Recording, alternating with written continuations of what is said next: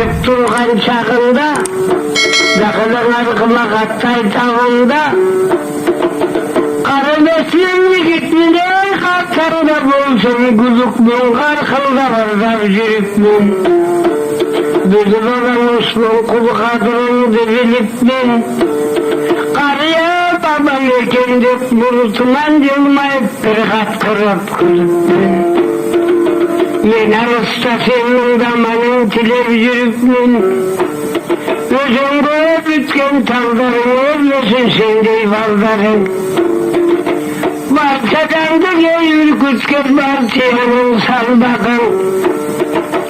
Ancak menine bayka Osman kulağınızga yetken al bakın.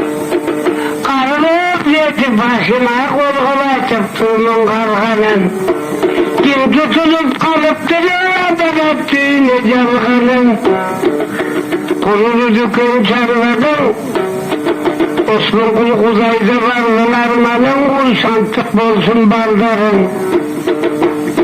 Kaçımdakında yartımış Medine'nin biri geliş yoldaş bulup karganın. Armandın da kuzayganla bandaşıp koştu yuvasına kaytkan armadım. Buna kolu gelen kaytıs kargo kurekim geçirdik benim gelen kaytekin darmanım. Yaşıldı vurlardan can tarafta gelgedin. Hakkını oldu sen dağına kalpak kırgın gelgedin. Rast buldun yine yollayıp selam bu bölgenin. Kalabalık beklemesini tarpılıp kurgan emgegin. Amanın tileğine oturan almadan olgun geri dönem. Eşerin tileğine oturan mevda vesile ton yerime gir.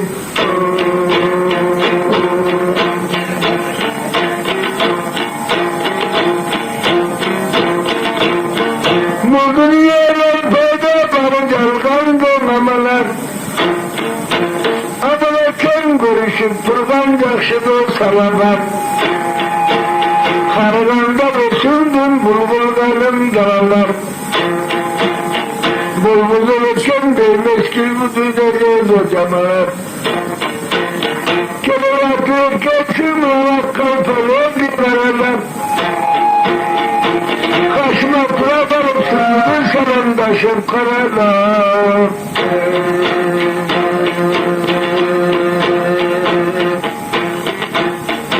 Kurbanı gölge götün gelsene sen de yerimdi.